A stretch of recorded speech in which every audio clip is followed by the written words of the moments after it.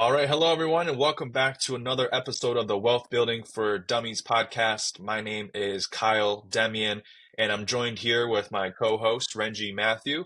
And today we're going to be diving in talking about Renji's experience with real estate investing. And he's been doing real estate investing for how long now, Renji? Started, I think, January of 2018. 2018. So going on about 6 years, right? Wow. Yep.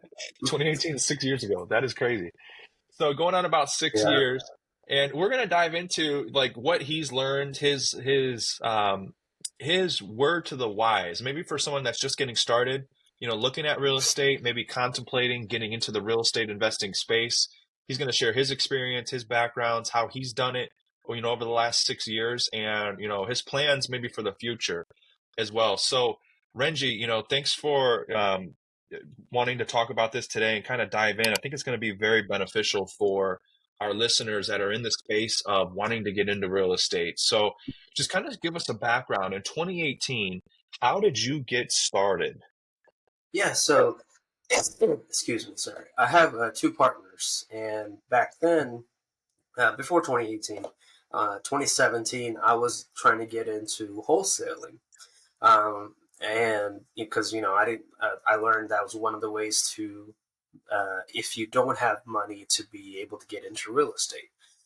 Problem was, I was working two nursing jobs, and anytime I found a deal that came across my computer or I heard about, before I could even go see it, it was bought by someone with cash. And being a nurse, I can't just leave my patients to go see a property either, right? So Yeah. um, after a while, what we decided was, hey, let's just get into buy and holds, because eventually that was the goal, is to buy properties that rented out, so we have passive income for the future. So we decided, why don't we go ahead and just start doing that? So January of 2018, what we did was we used equity from our primary home, and it's called equity line of credit. So that's how we first bought our first three properties. So a lot of times I talk to people, they say, "Oh, I don't have any money to do what you did." Honestly, if you've been putting money into your primary home, if you've been paying down the equity, you have money. You just have to refinance it or get an equity line of credit, which I would recommend the latter. It's a little bit more favorable. It's kind of like having a big credit card without the high interest rates. Yeah. Because if you refinance the property, now you just get a lump sum towards you, and you just have another loan you pay down. But as an equity line of credit, it's kind of like having that credit open. You don't have to use it, but if you need it, it's there. And it's just like a credit card where you can pay it down and use it again if you want to. If you refinance, once you pay it down, you can't use it again unless you refinance again. Um, so that's why we did an equity line of credit, and that's how we got into our properties first. And then once you get to your first deal, it's a lot easier to do the next couple. It's just that first one that's the hardest to do. It's always that initial hurdle where you have to jump over to at least get your feet wet, kind of figure out what you're doing. Maybe you have a lot of questions, but yeah, with anything, first time you go to ride a bike, you're probably going to fall, but then you learn, and you get better. So same thing there. And you mentioned you tried wholesaling, and for the Mm-hmm. people that are watching that might not know what wholesaling is, you mentioned, I think Yep. you said that it's like an easier barrier of entry. You said some different verbiage, but just sum up kind of like what wholesaling is in, maybe 20 to 30 seconds if you can. Yeah. Simplest way, it's not, I might be oversimplifying it, but it's kind of like being a realtor without the license. So, what you do as a wholesaler is you find a distressed property. And when I say distressed property, it's someone that's trying to get out of property. It could be because of a divorce. It could be because of inheritance, like their parents passed and they don't want to take care of the property, so they want to get rid of it. So some kind of distress that they're going through, or their mortgages turned over. They can't pay the mortgage anymore, and they're about to get foreclosed on. Whatever distress they're going through, what you're doing is finding that seller, and you're trying to help them out by selling, finding an end buyer for you, and you're just getting an assignment fee. So you're finding the distressed property, you're finding an end buyer that wants to buy that property, and you're just getting an assignment fee. That's the simplest way of explaining what a wholesaler is. Now, there's a lot of things a wholesaler can do, but that's the basics of what it is. So you're the middleman just connecting a buyer to a seller, right? Pretty much, you're just getting the contract, that property under contract, which gives you the power to go out and sell the property to someone else. And yeah, now you're just finding a buyer that will buy the house, and you can make anywhere from a couple grand to a couple tens of grands, depending on the value of the property and stuff like that. Yeah. Perfect. So yeah, if you lock up a contract with someone that's looking to sell their house at $100,000, but you go out and find a buyer that's willing to pay $110,000 for that same property, that same contract, you get to keep that assignment fee that's in the middle Mm-hmm. of the $10,000, right? Awesome. Yep. Perfect. And with that, you said that, yeah, you got started then by taking some equity out of your home, using a home equity line of credit to get started. And did you do that by yourself or Mm-hmm. was that with your partners too? So the equity line of credit was just from us. Our partners brought in money of their own. From They had money saved up also, but most of that first down payment was from our equity. And our partners had their own real estate firm, and so we started this together. And then eventually, later down the line, a couple of years later, we combined both our businesses together to save costs and everything. Um, but yeah, originally it was just me and my partner. Got it. Awesome. How many total properties do you have in your portfolio right now? Currently, about eight in three different states together. That's a good point. So you have them in different states. So how do you, most people think that you need to, invest in real estate in your own backyard and be able to drive and visit these properties.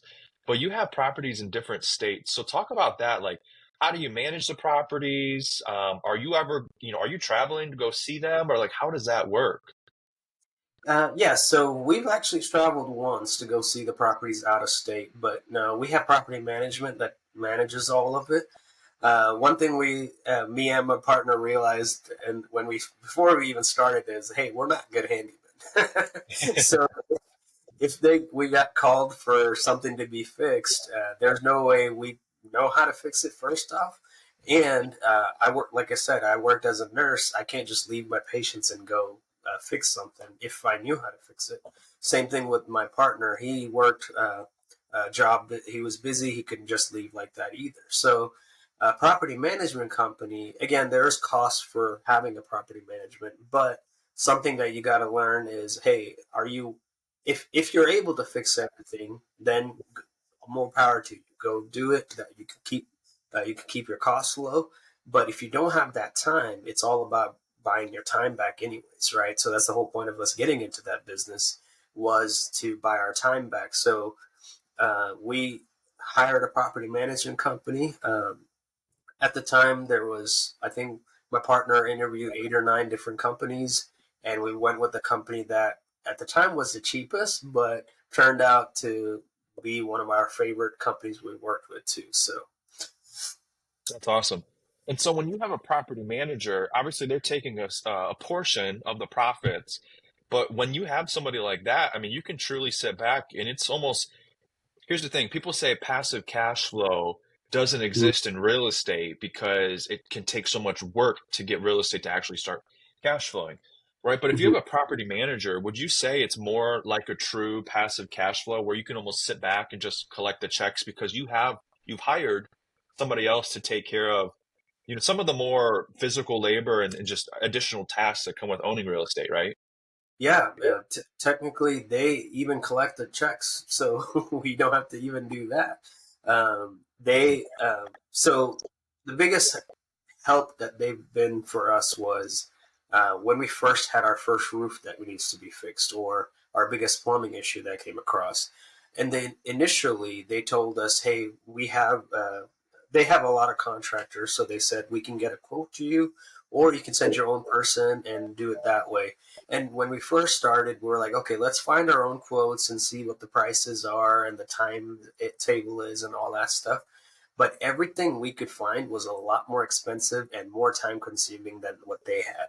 Because they've been doing this for a long time, which means they have a lot of contractors they work through, right? So they can get in and out of there real fast. For example, one of our biggest repair that we had to do, it was a Section 8 property, and the tenants left it, really trashed the place.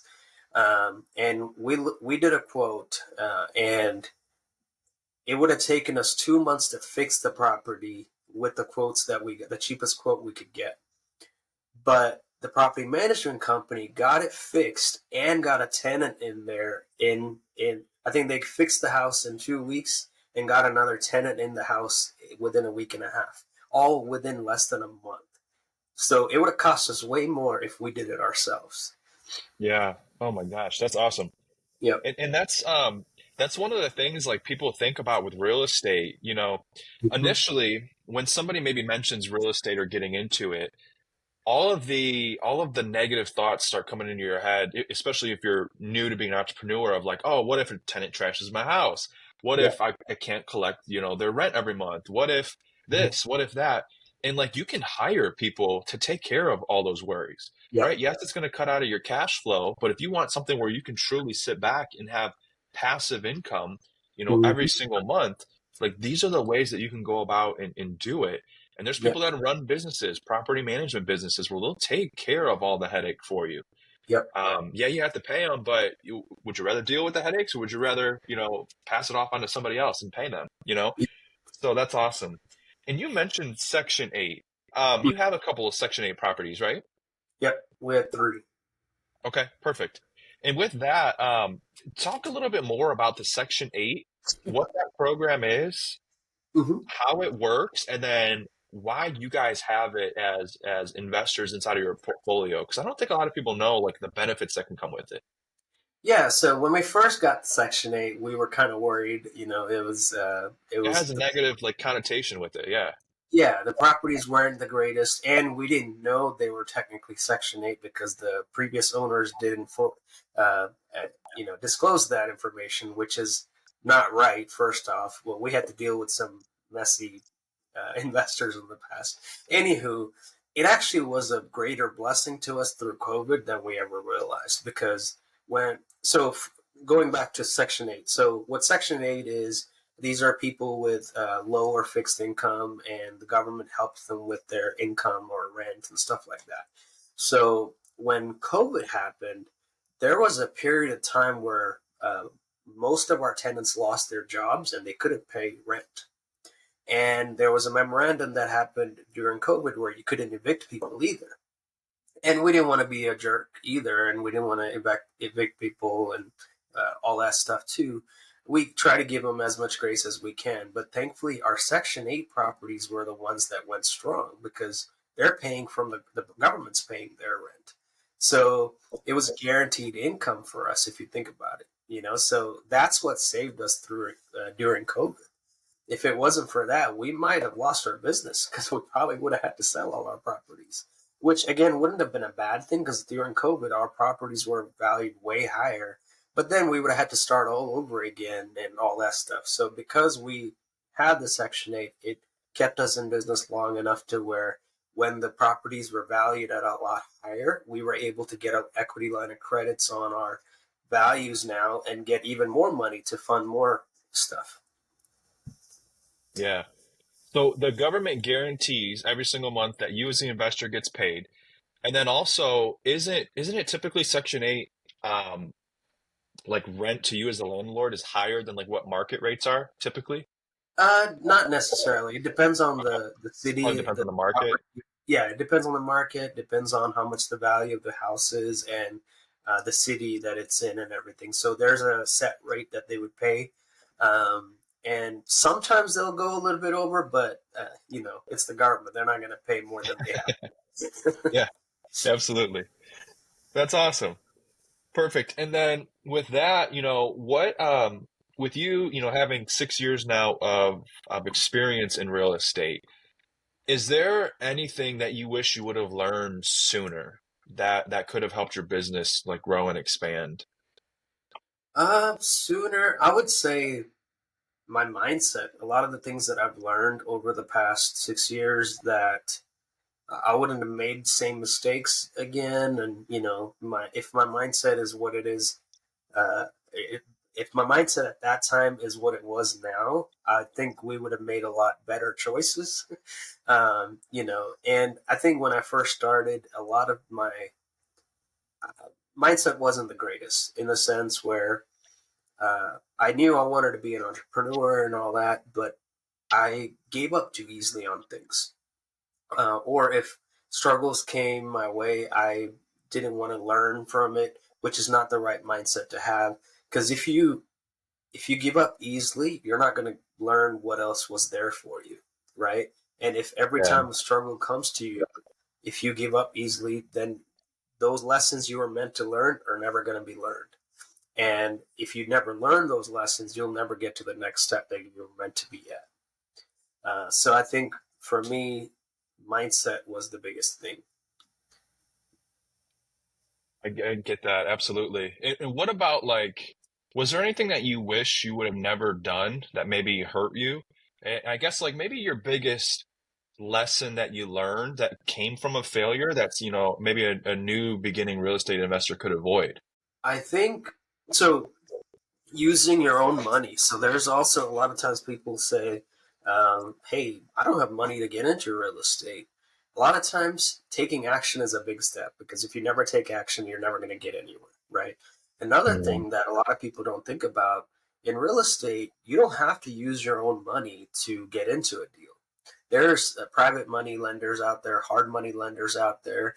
If you know an uncle or an aunt that have money and they're not making any income from it, and if they trust you enough and they let you use it to buy money, because they could be a hard money or your money lender for you. If you can give them back 10% on your growth within a year or so, because we know so many people in the real estate business that's doing that.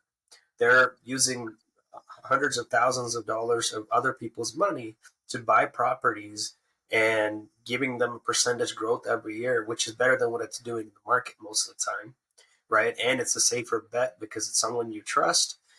And real estate's always a good bet. So there's different ways to get into deals, but to do any of that, you have to take action. Because if you don't take action, you're not going to find any of that money. Yeah, I'm with you. I'm with you. I like that. So you got to take action. We talked about how you got started, how you got your funding, some of your lessons that you've learned, some of your failures through real estate and kind of what you've learned from that. We talked about how you have a property manager, which, allows you to really have this be a passive income stream for you. Was there anything else that like you wish that I would have asked you or that you wish that we would have went into and covered? Anything else to kind of wrap us up? And then I've got one more question for you, which I'll save to the end. I can't really think of anything. Yeah, not off the top of my head, I can't. Gotcha. And then one more question before I go into my final question. Uh-huh. As far as like, in the future and where you see real estate going, like what are your plans, heading into the next, let's say the next 5, 10, 15, 20 years? Are you planning to expand and get more properties, or like is there a different route you're going? Is it still going to be the Section 8 route with your partners, or like what do you think is going to be your next moves in real estate? Yeah, so originally when we got into real estate, we wanted to do multifamily. That was the goal. But the problem was every time we found a multifamily deal that was a good deal, like I said, it would be gone with cash, right? So all the properties we have right now are single family, and only three of them are Section 8. So our goal is to get into the multifamily, apartment complexes or commercial real estate and stuff like that, because that's where the real money is. But that's where we want to go toward. I hope For that sure. answered the question. Yeah, no, absolutely. Awesome. And then what's the best advice you've ever received, whether it relates to real estate or even if it's more business, entrepreneurial, whatever you want to go down. But just as you being an entrepreneur, what's the best advice you ever received? I think two things. One is never stop learning, never stop growing. Because when you stop learning, you stop growing, and when you stop growing, you die. Yeah. And then the second thing is I have two things off my head when you asked that. But the other one was taking action. I think again, going back to that same thing. If you're if you don't if you stop learning, you're never going to grow. If you grow and you take action, you might make mistakes for sure. You're going to make mistakes, but if you don't take action, you're never going to go anywhere. It's you got to think of it Yeah. as if you go to school for 2 years and you learn everything you can in school and you go and take action afterwards, you're still going to make mistakes. Now, if you're getting into real estate or whatever business it may be, you could learn so much even if you make mistakes in that first year and self, and you could be way ahead of the curve than if you went 2 years and then learned everything and then took action. Because you could learn a lot from your mistakes, and that's why 100%. I also recommend having mentors. Because if you look, whatever you're trying to get into, whatever you're trying to be successful in, if you find a mentor that's actually taking action and doing what you want to do yourself, and learn from them, see what mistakes they've made, so that you don't make the same mistakes. You could be way ahead of the curve if you do that, because now you don't have to take the same mistakes they took. You can learn from their mistakes. You can learn from the growth they had. Now you could do even better if you do that. Absolutely. Yep. I love that. And then what's the worst advice you ever received? Oh, that was it. Okay, so it was that was one of the second thing. So something that someone told me: get as much debt as you can. And I never got that before. But one of the worst advice would be always stay out of debt. And I think that's something us growing up in our culture, and I'm Indian. In our culture, it's all about no, don't get into debt, don't stay out of debt and everything. But what people forget to realize is there's good debt and bad debt, right? Bad debt is if you have a bunch of credit cards debt that you use from wasting on stupid things that you don't need. That's all bad debt you don't need. But there's good debt. All the properties that we have mortgages on it, but we're not paying the mortgages, right? So to me, that's good debt. So something you'll hear Robert Kawasaki talk about this. He's got so much debt, and he keeps trying to get more and more debt. Because debt is not a bad thing if it's in the right place. For sure. I love that. Awesome. Well, Renji, this has been a great episode, I think, for people that are wanting to get into real estate, kind of questioning how they can do it, what steps to take. Is there anything that you want to leave us with before we wrap up the show? No, I think the biggest thing, like I said, take action. Whatever it is you guys want to get into, get your mind right and take action. That's what I'll leave it with. I love it. Short and simple, simple and sweet. Perfect.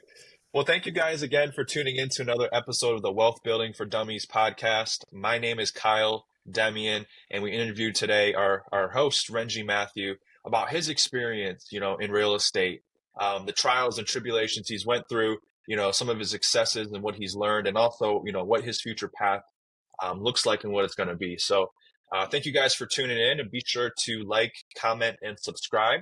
If you guys want us to cover any particular topics or you have any particular questions that maybe we can make an episode out of, just drop that in the comments below and we'd be happy to do a video on that. And thank you guys for tuning in again and hope you have a great rest of your day.